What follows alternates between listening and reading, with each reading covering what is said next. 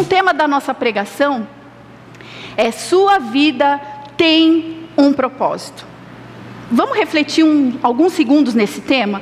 Vocês já pararam para pensar que a sua vida não está aqui por acaso? Que você não nasceu nesse mundo simplesmente porque você nasceu? Não. Nós temos um propósito. Deus criou cada ser humano na face da terra com um propósito. E aí eu pergunto para vocês, qual será que é esse propósito pelo qual Deus nos criou? Muitos, se a gente fizer essa pergunta, muitos vão dizer: meu propósito de vida, como a maioria, né, das pessoas, é ter uma profissão, é estudar, ter um bom futuro, né, ter uma profissão onde possa me trazer retorno financeiro, ter uma família, um bom casamento, ter filhos, e quando chegar na velhice, poder desfrutar, né, dos netinhos, poder viajar um pouquinho, descansar, enfim. Esse, diferente às vezes algum ponto ou outro, mas de um modo geral eu acredito que a sociedade esteja buscando isso, né? Esteja focado nisso. Mas nós vamos ver diante da palavra do Senhor o que Jesus diz, né? A verdade da Bíblia, qual é o propósito que Deus tem para cada um de nós. Então vamos abrir lá em João, se você não quiser abrir, pode acompanhar aí. João capítulo 15, do versículo 1 ao 6, fala exatamente esse propósito. Eu vou acompanhar na Bíblia, se você quiser acompanhar aí no texto. A videira e os ramos. Eu sou a videira verdadeira, aqui é Jesus falando, e meu Pai é o agricultor. Todo ramo que estando em mim não der fruto, ele o corta, e todo que dá fruto, ele limpa para que produza mais fruto ainda. Vós já estáis limpos pela palavra que vos tenho falado. Permanecei em mim, e eu permanecerei em vós. Como não pode o ramo produzir fruto de si mesmo, se não permanecer na videira, assim nem vós o podeis dar, se não permanecerdes em mim. Eu sou a videira, vós os ramos. Quem permanece em mim e eu nele, esse dá muito fruto, porque sem mim nada podeis fazer. Se alguém não permanecer em mim, será lançado fora, à semelhança do ramo, e secará. E o apanham, lançam no fogo e o queimam. Próximo versículo, João 15, 16. Um pouquinho mais à frente. Não fostes vós que me escolhestes a mim, pelo contrário, eu vos escolhi a vós outros e vos designei para que vades e deis frutos, e o vosso fruto permaneça, a fim de que tudo quanto pedirdes ao Pai, em meu nome, Ele vô-lo conceda. Então, olha que interessante, o Senhor, Ele começa a dizer, Jesus, Ele se compara a uma videira, dizendo que o Pai é o agricultor, Ele é a videira verdadeira, e que nós somos o ramo. E que sem Jesus, nós não podemos dar frutos, se nós não estivermos em Jesus. A única maneira de dar frutos é através de estarmos linkados, de permanecermos nessa videira que é Jesus. E no versículo 16, ele fala exatamente qual é o propósito de vida para cada um de nós. Quando ele fala, olha, eu vos designei. O que é designei? Eu criei vocês, eu formei vocês, eu dei uma vida para vocês, para que vocês deem frutos, e o vosso fruto permaneça. Então, o propósito de vida, na verdade, não é a nossa família, não é os nossos bens. O propósito de vida não é que você usufrua, de repente, na sua velhice. Tudo isso faz parte, tudo isso é instrumento de Deus para que você possa dar fruto, porque, na verdade, o propósito genuíno de Deus é para que a gente dê frutos. Esse é o propósito pelo qual Deus criou a mim e você, para a gente dar frutos através do quê? Dos relacionamentos, do teu trabalho, no seu dia a dia, na sua família, na igreja, aonde você estiver, e todo esse contexto, né, na sua área financeira, na sua empresa, tudo isso nada mais é do que ferramentas onde Deus vai se utilizar para que você dê fruto, porque o objetivo é dar frutos. E sem Jesus, queridos, a gente não pode dar frutos. Você fala, pastora, mas e aquelas pessoas que trabalham, que estudam? A gente tem que fazer a nossa parte, sim. Mas a questão é, o ponto-chave é que sem Jesus o fruto não permanece. Quantas pessoas a gente conhece que trabalham, dão duro, estudam e tem a recompensa do seu trabalho? Sim, mas muitas vezes esse fruto ele se perde entre os dedos. Por quê? Porque às vezes ele, com a mesma velocidade que recebe a colheita do seu trabalho, muitas vezes tem que gastar a despesa com remédio para os filhos, tem que gastar com isso, com aquilo, com tantas outras coisas, e no fim o fruto não permanece. Então o que Jesus está dizendo para nós, queridos, nessa manhã, é que sem Cristo nós não podemos dar frutos, e nós somos criados com esse fruto, para darmos frutos. Agora, olha que interessante, nada na Bíblia é por acaso. Nada é por acaso. Eu costumo dizer que se a gente meditar, a gente vai encontrar o porquê de tudo. Vocês já se perguntaram por que Jesus se compara justamente a uma videira? Ele poderia ter se comparado com qualquer outra coisa, mas ele se compara justamente a uma videira. Por quê? Porque qual o propósito de uma árvore? Eu pergunto para vocês. Lógico, ela tem outros propósitos também, de dar sombra para a gente, enfim, o oxigênio, tem tudo isso. Mas o propósito principal de uma árvore é dar frutos. Tanto é verdade que Jesus chegou diante de uma figueira, não sei se vocês lembram dessa passagem, lembram? Chegou diante de uma figueira tentando pegar o fruto, uma figueira, um figo, e não tinha fruto na figueira. O que Jesus fez? Vocês se lembram? Jesus amaldiçoou, tadinha. Você fala, puxa, mas que dó, amaldiçoou a figueira, porque a figueira morreu no outro dia, ela secou, a Bíblia diz que ela secou. Aí você fala, mas que dó, tadinha da figueira. Mas gente, ela foi criada com um propósito de dar frutos. E o Senhor diz aqui em todo esse texto de João 15, que aquela árvore que dá fruto, Ele limpa, Ele corta, Ele faz de tudo, Ele aduba para dar mais frutos. E aquela árvore que não dá fruto, aquela árvore que não está dentro do propósito, o que nós lemos agora em João 15? O que o Senhor faz? Ele corta, né? Ele corta. Queridos, e se nós olharmos dentro da palavra, a gente vai encontrar um Senhor dizendo para nós, clamando para nós nessa manhã, eu já dei todas as condições para que vocês vão e deem frutos. Isaías 61, o Espírito do Senhor Deus está sobre mim, está sobre vocês. O Senhor nos ungiu, a unção já foi dada, já foi derramada, para pregarmos as boas novas aos quebrantados, aos oprimidos, para curarmos os enfermos, para declararmos a paz, onde não há paz, para nós irmos até os confins da terra, anunciando a paz, o amor, o perdão, a reconciliação. O Espírito do Senhor está sobre nós, então Ele já nos deu as ferramentas para que possamos frutificar. Ele já nos deu o solo preparado para a frutificação. E aí eu pergunto para nós, como que nós temos nos posicionado diante dessa realidade? Nós temos se posicionado diante dessa unção que foi derramada sobre nós? Nós temos repreendido o mal quando ele se levanta contra a nossa casa, por exemplo? Ou será que muitas vezes a gente tem se deixado se abater, se entristecer diante das dificuldades? O esmorecimento tem entrado no nosso coração? Ou a gente tem usado, se apropriado dessa unção? Quando aparece, por exemplo, um enfermo na nossa família, ou a gente mesmo está numa condição de enfermidade, como nós temos nos posicionado?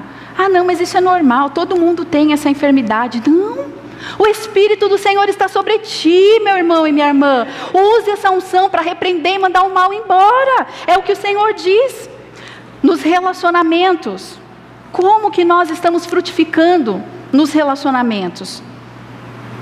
Como que nós temos nos relacionado?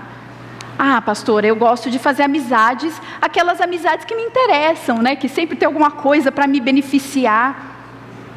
Ou será que deveria ser o contrário? Frutificar significa eu entro num relacionamento para abençoar o outro. E isso é num casamento também, né? O pessoal aí do Raízes sabe muito bem que é assim. Eu não entro num casamento para ser servida, mas eu entro num casamento para servir ao outro. E, consequentemente, sou servida. É uma consequência. Né? Na igreja, como que nós temos nos posicionado diante da igreja? Como que nós temos visto a igreja? Ah, a igreja é um local onde eu sou abençoado, aonde o corpo de Cristo está ali para me abençoar, para orar por mim. É É lógico, estamos sim, é verdade. Mas muito mais do que isso, o Senhor nos chama para frutificar, para servirmos ao corpo, usar os nossos dons, nossos talentos, aquilo que Deus tem nos dado para servir ao próximo. E automaticamente o fruto vem para todos. O fruto não é só para aquele que eu estou servindo, mas o fruto é para me beneficiar também. O fruto é para a igreja como um todo. Então nós precisamos refletir sobre isso, é uma mensagem refletiva. Como que nós temos nos posicionado diante da vida, enxergado a vida? Ah, pastora, não, tudo é meu, a minha família é minha, os meus bens, minha casa, meu dom, minha saúde, tudo é meu, tudo é meu.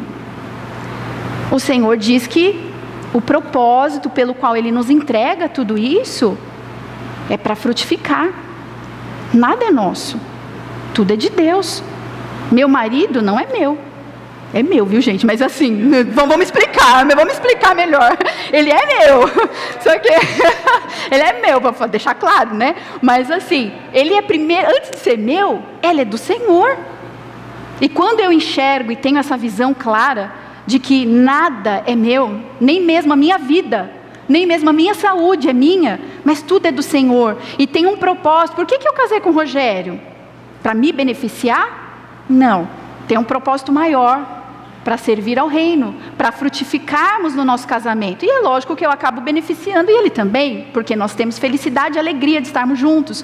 Mas há um propósito maior. Você já se perguntou? Seus filhos, sua profissão, por que você está trabalhando ali onde você está trabalhando? Por que Deus te colocou ali? Ai, pastora, porque você não conhece meu trabalho. Nossa, ali é uma raça de víboras, um monte de gente e tal. Você já se perguntou por que Deus te colocou justamente ali no meio do monte de raça de víboras? Se não é para você ser luz da terra, sal da terra e luz do mundo?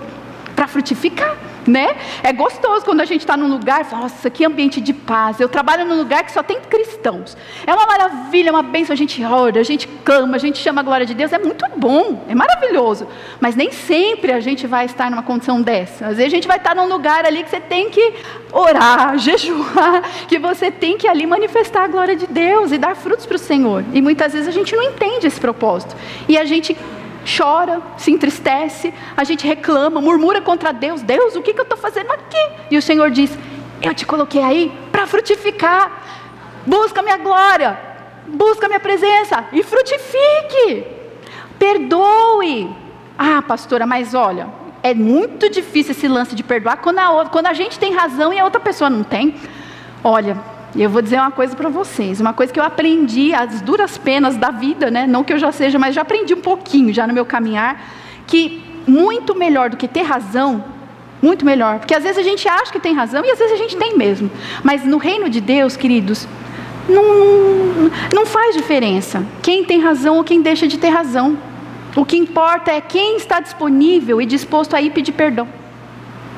Mas eu fui a ofendida, me machucaram, me condenaram, me injustiçaram, falaram mal de mim, fizeram a minha caveira, pastora, e eu que tenho que pedir perdão? Vai lá, seja o primeiro a pedir perdão. Ah, pastor, isso é heresia. Mas a palavra do Senhor não fala. Jesus não fala, olha, te deram, bateram na tua face. O que o Senhor fala?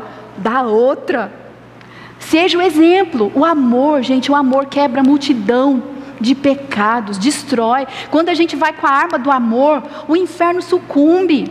É esse fruto que o Senhor quer. Quando a gente quer medir forças dentro de casa, ou seja, em qual for a situação, a gente quer medir forças, quer provar quem está certo, quem está errado, não leva a nada, só leva a desgaste, a tristeza. E sendo quando a gente fala, ah, pastora, mas eu já vi muita gente falando assim, mas aí a gente vai passar por bobo. Não é? A gente vai passar por bobo. Não vai, meu irmão, não vai, porque o amor, ele é a maior arma que o cristão tem. Foi por amor, porque se fosse olhar por essa ótica, Jesus jamais morreria na cruz. Ah, eu vou passar por bobo? Todo mundo ali me xingando, falando que eu não sou o rei dos judeus, e eu sou, e ali eu vou morrer, o povo tudo me rindo de mim, e eu vou fazer isso, eu vou morrer por esse pessoal? E Jesus não fez isso? Morreu, se entregou, e assim como o cordeiro mudo, diz a palavra, ele se entregou. E ele, até hoje ele foi lá humilhado, ele está humilhado, envergonhado? Não, ele é o rei dos reis, ele é o Senhor dos senhores, o nome dele está acima de todo nome. Então vale a pena a gente frutificar, a gente deixar Deus usar a nossa vida para fazer diferença nessa terra. Deus quer usar a tua vida, meu irmão e minha irmã. Lá na tua casa, lá na tua profissão, lá no meio daquelas pessoas que não... Enfim, que não tem nada de bom. Mas o Senhor quer usar você para gerar algo de bom no coração delas. Amém? Agora, uma coisa que é importante nesse posicionamento de dar frutos, a gente tem que ter paciência. E é uma coisa que nós não gostamos de ouvir essa palavra. Paciência. Porque o fruto, muitas vezes, ele demora para frutificar, né? E o agricultor, que é o pai, ele sabe a hora certa. Ele sabe a hora que tem que arar a terra, a hora que tem que vir a chuva. Ele sabe todos os detalhes que interferem no processo daquela árvore dar fruto. Ele sabe. E muitas vezes a gente vai ter que ter paciência para esperar o fruto na nossa vida. E a gente não quer, a gente não está acostumado a esperar. Ainda mais na geração de hoje, né? Que tudo é rápido, basta um clique, tudo se resolve. E muitas vezes o Senhor está falando para nós, calma, tenha paciência. Está tudo no tempo e no controle do Senhor. É que a árvore, ela é robusta. E ela tem que ter uma raiz sólida para ela poder frutificar naquilo que o Senhor tem propósito. Então demora. E quando chega a época da poda? Meu Deus! E quando chega a época da poda, que o Senhor tem que passar o facão, dói muitas vezes na nossa vida, passar o facão, aquelas questões que muitas vezes de pecado, de confronto, de exortação, muitas vezes a gente quer ir por aqui, Deus manda a gente ir para lá, também é necessário a poda, tudo isso é importante para que a gente encontre esse propósito maior, que é dar frutos. Amém? Até aqui estou falando rápido demais? Tá? Não? Tá tranquilo? Então tá bom. Então vamos acelerar um pouquinho. Efésios capítulo 4, versículos 15 e 16. Além de Jesus, ele se comparar a uma videira que dá frutos, Jesus ele também faz uma outra comparação que é bem importante. Ele diz assim: antes, seguindo a verdade em amor, cresçamos em tudo naquele que é o cabeça, Cristo. Dele todo o corpo, ajustado e unido pelo auxílio de todas as juntas, cresce e edifica-se a si mesmo em amor, na medida em que cada parte realiza a sua função. Olha que interessante, a gente não fugiu do tema, vocês vão ver que tem tudo a ver com a videira. Jesus diz em João 15 que ele é a videira, e aqui em Efésios 4, 15 e 16, Jesus diz que ele é o cabeça da igreja, a cabeça de um corpo, porque ele falando, olha, dele todo o corpo, ajustado, unido, pelo auxílio das juntas, esse corpo cresce e edifica-se a si mesmo em amor, olha aí o amor, na medida em que cada parte realiza a sua função. Aí Jesus compara agora a sua igreja a um corpo humano, dizendo que ele é o cabeça e que nós somos membros, partes desse corpo. Mas os textos estão totalmente relacionados. Por quê? Assim como a videira, assim como a árvore tem um propósito de frutificar, e nós somos os ramos que estamos nessa videira, assim também é o corpo humano. Assim também ele foi criado por Deus, assim é a igreja, foi criada para frutificar. E Jesus é o cabeça dessa igreja, desse corpo, e todo o corpo juntos, trabalhando juntos, cooperam para o crescimento e edificação desse próprio corpo. E ele compara o corpo com a igreja. Então, se a gente puder fazer um paralelo, nós podemos dizer que a igreja foi criada com um propósito também? Sim, se os textos estão se relacionando, a igreja de Cristo foi criada com o propósito de frutificar. Amém? Claro?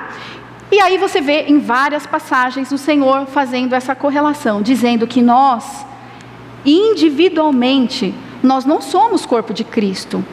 E aqui mora muitas vezes a confusão dos membros do corpo, que acham que individualmente são um corpo de Cristo, e não são, não somos. Nós só somos corpo de Cristo quando nós nos unimos. Individualmente nós somos membros do corpo. E aí, gente, olha como traz confusão essa questão. Na hora que a gente fala é claro, mas no dia a dia a gente vê como há controvérsias. Eu já vi muitos cristãos falando, pastora, olha, eu não venho à igreja, né? Não tenho como estar presente, mas eu assisto todas as pregações pela internet. E aí você fala, uau, a pessoa faz parte do corpo. Não faz. Interessante, né? Por que que ela não faz? Pensa só, Jesus diz, ele se compara a um corpo, e não é à toa que ele também se compara a um corpo. Você já se imaginou, por exemplo, o teu coração, pensa na figura do teu coração, o teu coração assistindo lá na internet o resto do teu corpo trabalhar, mas ele mesmo, ele está lá assistindo, ele não está envolvido no processo ali de levar sangue para os outros órgãos, tal. Ele está só assistindo. Você acha que o corpo vai sofrer de alguma maneira ou não? Sim? Né? Sim. Por quê? Porque o coração, ele faz parte do corpo, ele tem que estar ali, ele tem que estar presente, bombeando sangue, e os demais órgãos também. Então não é à toa que Jesus compara a igreja a um corpo, porque juntos eles cooperam para o bom funcionamento daquele corpo. Queridos, por que Deus está querendo dizer isso para nós? Porque cada um de nós temos uma função no corpo. Somos membros, mas não somos iguais. Cada um de nós, Deus chamou para frutificar de uma maneira. Todos cooperam para aquela árvore, para aquela igreja chegar num propósito único. Mas individualmente, cada um de vocês tem uma função nesse corpo. E se um de nós acharmos que, mas o meu dom não faz diferença. Eu sou só um, no meio de um monte de gente. Faz diferença. Porque se você pegar o corpo humano, olha quão complexo ele é, quantas células, quantos órgãos que tem que trabalhar juntos para que o corpo funcione. E assim é a igreja de Cristo. Se um não está bem, o corpo inteiro perece. O corpo inteiro. Vocês já pararam para pensar nisso? Vamos lá para 1 Coríntios, capítulo 12, versículo 27. Gente, esse é um assunto tão importante, tão poderoso e tão sério, que a gente encontra inúmeros versículos falando só sobre isso.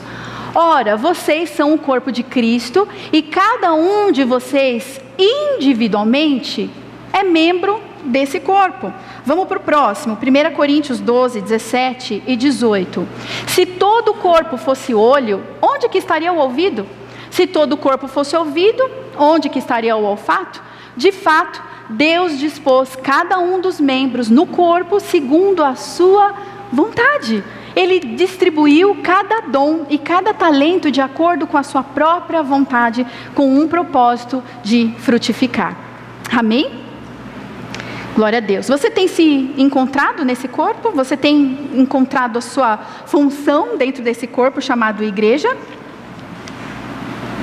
Ou ainda não? Amém? Está em busca de? Amém. Olha que algo poderoso, queridos. Quando a igreja, ela cresce, justamente nesse contexto, unidos, compartilhando seus dons para que o corpo frutifique, e esse corpo começa a frutificar, sabe o que acontece?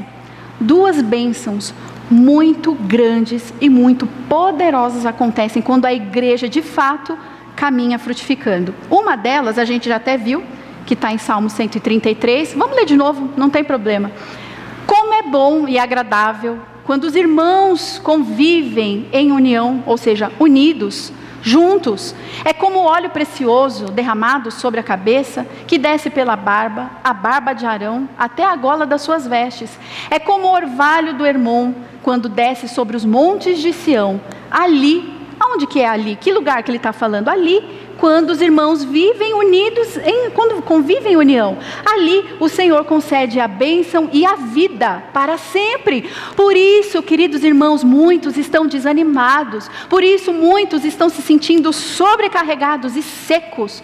Porque o Senhor diz que é na comunhão, é no compartilhar do corpo, é no compartilhar dos dons e talentos. Ali o Senhor ordena a sua bênção e a vida. Então, é possível alguém estar dentro de uma igreja e mesmo assim estar numa condição de não estar vivendo unidos? Sim, é possível. É possível. E aí a pessoa ela vai começar a se sentir triste, desanimada, desmotivada e não sabe por quê. Não sabe por quê. é por causa disso. A figueira, lembra da figueira? A figueira secou porque não deu frutos. O Senhor diz que Ele ordena a bênção e a vida para sempre na vida do corpo de Cristo. Queridos, muitas bênçãos, e aqui é um segredo espiritual, muitas bênçãos Deus vai derramar no individual das nossas vidas. Sim, como membros, Deus abençoa, a gente ora, o Senhor abençoa, mas muitas bênçãos, prestem atenção no que eu vou dizer, muitas delas só vão ser liberadas no coletivo. Aí às vezes você está orando, você está jejuando por uma situação, por uma causa e nada acontece, parece que a tua oração bate no teto e não sobe, parece que não acontece, entra ano e sai ano. Por que não acontece, pastora? Não acontece, porque Deus não quer só abençoar a tua vida, Deus quer abençoar o coletivo, o corpo. E na hora que você se envolve, na hora que você se compromete com o corpo, você vai usufruir, porque as bênçãos vão vir em decorrência da tua própria condição de servir ao corpo. Queridos, quantas vezes, eu não sei vocês, eu acredito que muitos de vocês já viveram, eu já vivi inúmeros milagres, muitas bênçãos de Deus eu recebi a partir do momento em que eu dei o passo de servir ao corpo. Eu orava, eu jejuava, eu buscava o Senhor e aquela bênção não vinha, a bênção não vinha, aquilo que eu queria não vinha. Aí de repente eu tinha que fazer uma visita, enfim, tá ministrando a palavra, já aconteceu de tudo já nessa área. Eu já tive muitas experiências de na hora que eu servi, na hora que eu cheguei para abençoar alguém, para fazer uma visita, de repente o Senhor libera. Libera como? Às vezes usando até a própria pessoa que eu estou ali orando. Às vezes ela me fala uma coisa, ou às vezes ela tem a chave da minha bênção, porque às vezes ela tem um contato que vai me levar a outro contato, e de repente aquilo que eu estava orando, uau, aconteceu. Mas só aconteceu na hora que eu me dispus, na hora que eu fui visitar, na hora que eu servi. Por que não veio antes? Se eu sou cristã, eu tenho autoridade, eu oro e Jesus fala comigo, por que Deus não liberou na hora que eu estava lá no meu quarto orando por Ele? Porque Ele queria que eu servisse o corpo. E eu servindo, eu me usufruí dos próprios benefícios da minha entrega ao Senhor. E isso, gente, é um segredo que muitas vezes a gente não percebe, né? E a gente tem que estar realmente atentos a isso, porque existe um inimigo que está trabalhando por trás disso, querendo nos impedir de viver isso. Esse é o primeiro benefício, a primeira bênção como coletivo, como corpo, que a gente começa a usufruir no reino de Deus. E a segunda bênção, quando eu não coloquei aqui a citação, mas o Senhor Jesus, quando Ele vira para Pedro, Ele fala: Pedro, sobre ti eu edificarei a minha igreja, e as portas do inferno não vão prevalecer contra ela.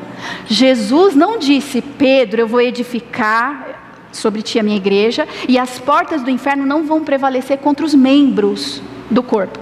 Não, Ele falou: as portas do inferno não vão prevalecer contra a igreja, contra a unidade do corpo.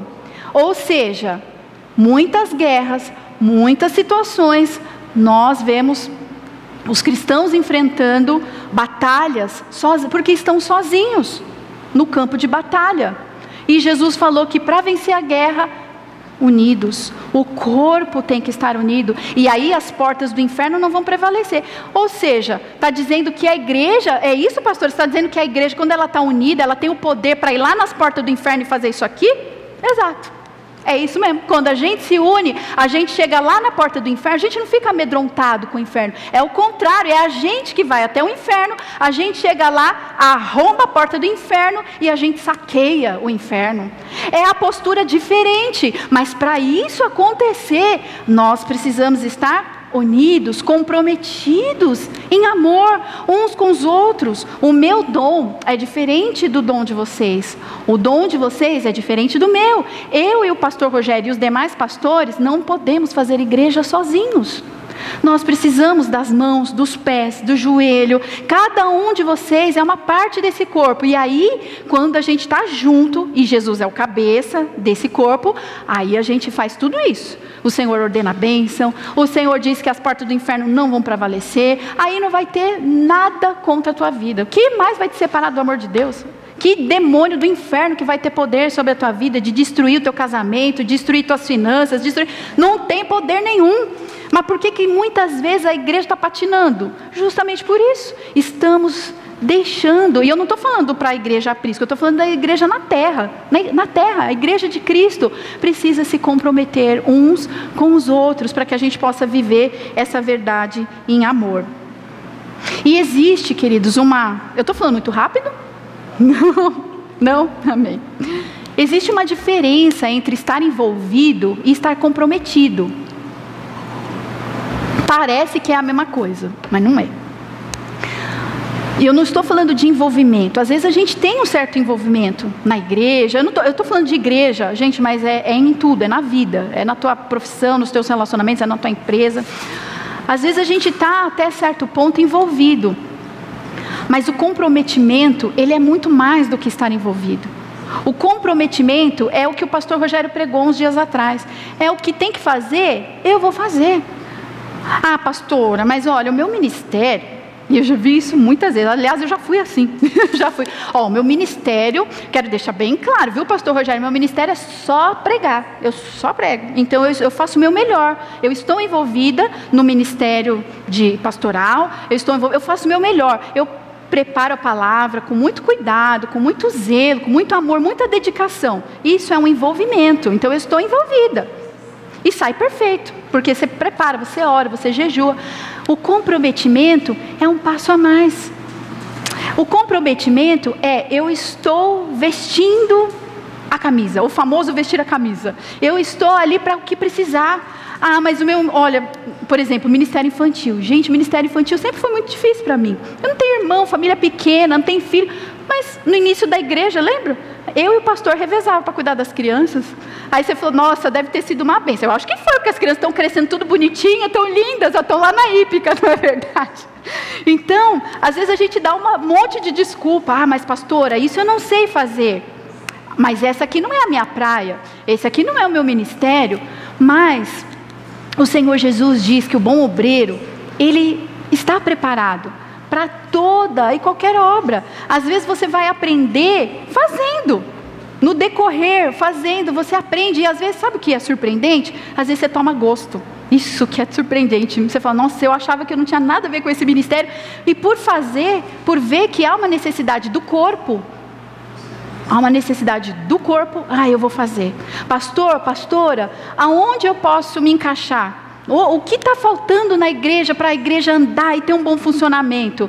Ah, nós estamos precisando na área tal e tal. Ah, não é minha praia, tem alguém para me ensinar? Eu posso ajudar de alguma maneira? Sim, vamos aprender juntos. Até que a gente orando e buscando, o Senhor sinalize as pessoas que têm o dom para aquela área específica. Aí é a hora da gente sair, se retirar, Deus abençoe e vou para outra área. Isso é um corpo comprometido e é o que o Senhor quer fazer, não só, irmãos, eu estou falando essa palavra, não é só para nós, eu estou falando para as igrejas, porque eu vejo assim muitos irmãos confortáveis nos seus cultos de domingo, igrejas bem estruturadas, que não é o caso, a nossa precisa de necessidade de tudo, mas eu vejo igrejas muito estruturadas, onde as pessoas sentam, assistem um bom culto e tem toda uma estrutura para abraçá-las. Não é errado ter uma estrutura, não é, é muito bom, mas isso de uma certa maneira nos deixa numa situação muito confortáveis de não produzir, de não servir. E nós temos que produzir, temos que servir, não só dentro da igreja, em tudo, na vida. Esse papel de ter que levar a palavra, de evangelizar, de curar, não cabe somente aos pastores e líderes. Que muitas vezes a gente acredita que sim, puxa, mas os pastores têm mais autoridade, têm mais unção, Não, essa unção, essa autoridade foi delegada para o corpo. Quando um de vocês fazem uma visita, o corpo recebe, a igreja é abençoada. Muitas vezes os pastores estão tão sobrecarregados em alguma função e outra, e Deus quer usar a tua vida para fazer uma visita. Às vezes, por exemplo, vocês estão olhando ao redor de vocês, eu estou sentindo falta de um irmão que faz tempo que não está vindo, Então, ao invés de eu chegar nos pastores, pastor, você já foi lá visitar aquele irmão? Não, eu vou lá. Eu vou lá, vou chamar mais um irmão mais maduro na fé e vou... Esses dias, olha que coisa linda, a Michele não veio, né? A Michele e o Denis não vieram. Estão na hípica. A Michele estava internada, vocês se lembram, né? Ela estava internada e estava numa situação bem complicada, porque o médico não tinha dado previsão de alta, estava com dores, com náusea, vomitando, o negócio ficou feio mesmo, ficou muito feio pro lado dela e não tinha previsão de alta, ela ficou mais de 5 dias no hospital. E não tinha previsão de alta. Aí, eu e o pastor, a gente tinha se programado para ir no final de semana do feriado de Páscoa. Só que, para nossa surpresa, eu fiquei tão feliz, quando a gente chegou lá, os irmãos da igreja já tinham ido. Já tinham orado, eu falei, que maravilha, e ela já estava tão bem, ela estava bem melhor, porque chamaram a glória de Deus, oraram, louvaram junto com ela. Eu falei, gente, olha que lindo, isso é corpo, ninguém ficou esperando os pastores irem, e no fim, a gente acabou indo no final da tarde, já era início de noite, e os irmãos já tinham ido lá. Quando chegamos já estava tudo bem, a Michele já estava bem. No outro dia, recebeu alta. No outro dia, que não tinha nem previsão de alta. Eu falei, olha quão bom e quão suave é que os irmãos vivam em união. Isso, gente, é corpo de Cristo. Talvez você pense, pastora, mas eu sou tão pequeno, eu não sei fazer muita coisa. Eu entrei hoje na igreja, eu não sei muita coisa. Mas não importa, Deus não quer as suas habilidades, Ele quer o teu coração. Se você se dispor, Ele vai te usar, Ele vai te capacitar.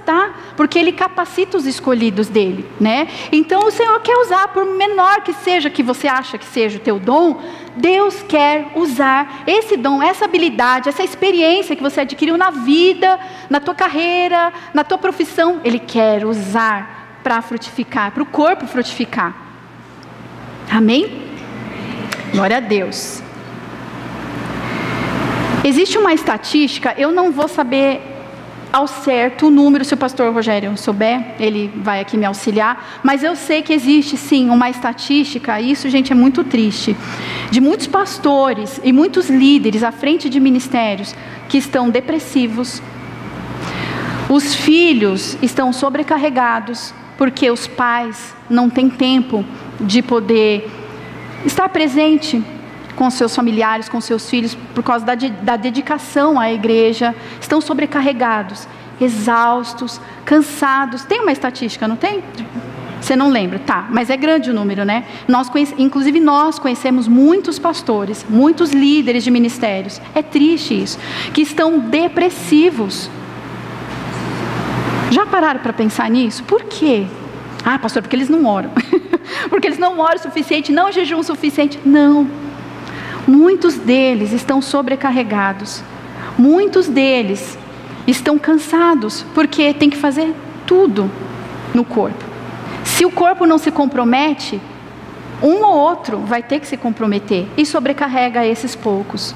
E aí o corpo não cresce, Jesus chora, a igreja não tem força para ser o que ela precisa ser, ela perde a sua influência no mundo, ela não traz impacto, ela não traz influência na humanidade, nem na sociedade, na política, em nada, porque ela fica apática por conta dessa condição.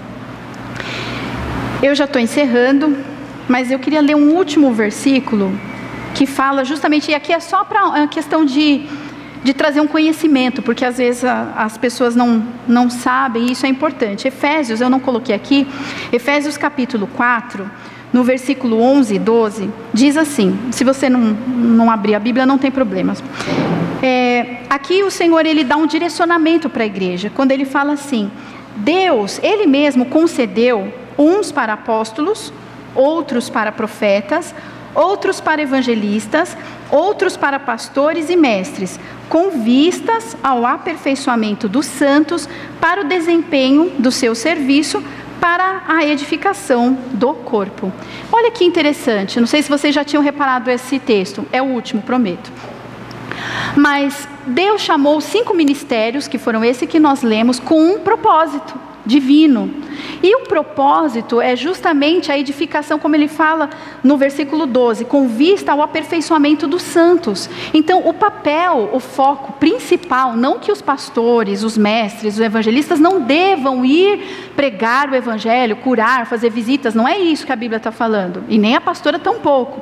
Nós devemos, pastores, líderes, profetas, todos esses devem fazer, mas o foco principal, O papel dessas pessoas que foram separadas para esses ministérios é aperfeiçoar os santos. Quem são os santos? Quem vocês acham que são os santos? Vocês. Então, olha como muitas vezes a igreja, ela está padecendo justamente porque os papéis estão distorcidos. O papel desses líderes, desses 5 ministérios, é aperfeiçoar o corpo, é discipular, é cuidar muito bem de vocês, é abençoar, chamar a glória de Deus, transformar caráter e tal, para que vocês, o corpo, os santos, vão e evangelizem, façam as visitas, ajudem os mais novos na fé, ajudem em oração, vão, preguem, anunciem. E aí você encontra o quê? Uma diferença, né? Quando você olha para a igreja, você vê os pastores, líderes, profetas, evangelistas, tendo que fazer o quê? Eles não conseguem dar conta de tudo. Eles não conseguem se dedicar àquilo que a Bíblia está falando, que é aperfeiçoar os santos. Por quê? Porque quando a igreja deixa de pregar, porque quando a igreja deixa de visitar, deixa de curar, deixa de influenciar lá fora, é os pastores, os líderes, os evangelistas, os profetas que tem que fazer. E aí aquilo que é o foco, que é o principal, que é preparar os santos,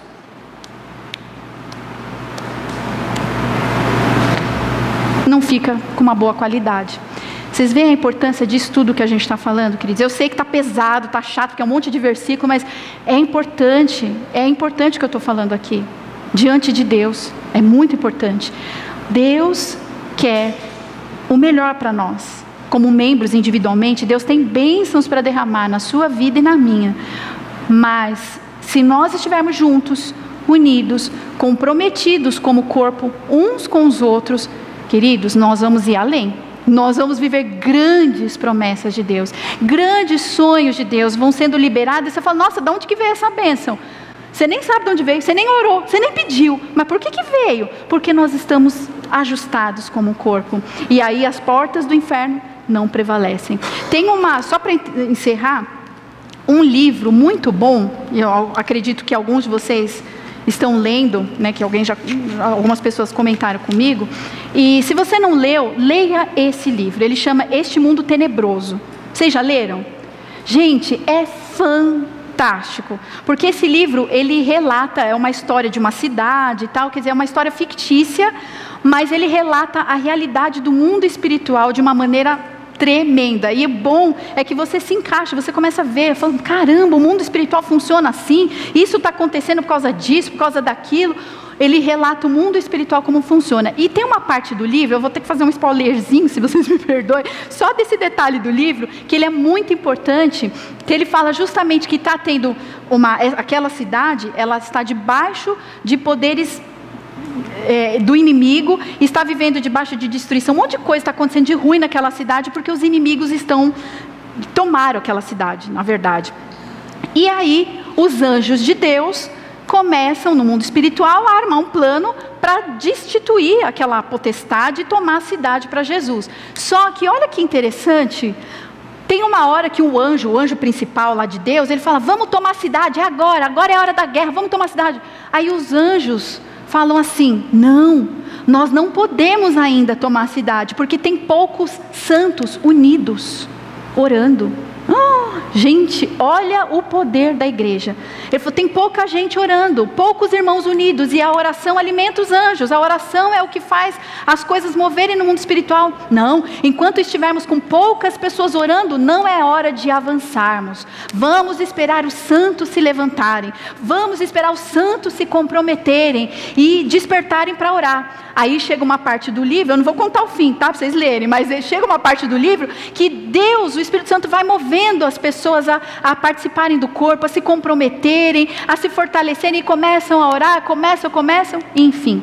E aí, vocês leem o livro. Mas isso retrata a realidade do que Deus quer fazer em nossas vidas. Amém? Resumindo, se a gente puder resumir tudo, qual o propósito de vida que nós temos? Frutificar, dar frutos.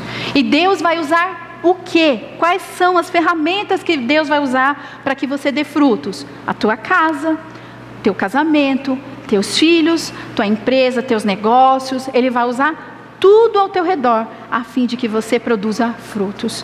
Inclusive a tua igreja, Ele vai usar a tua igreja para dar frutos nessa terra e nesse mundo. E Deus quer usar a tua vida, teus dons, teus talentos, para que isso aconteça. Amém?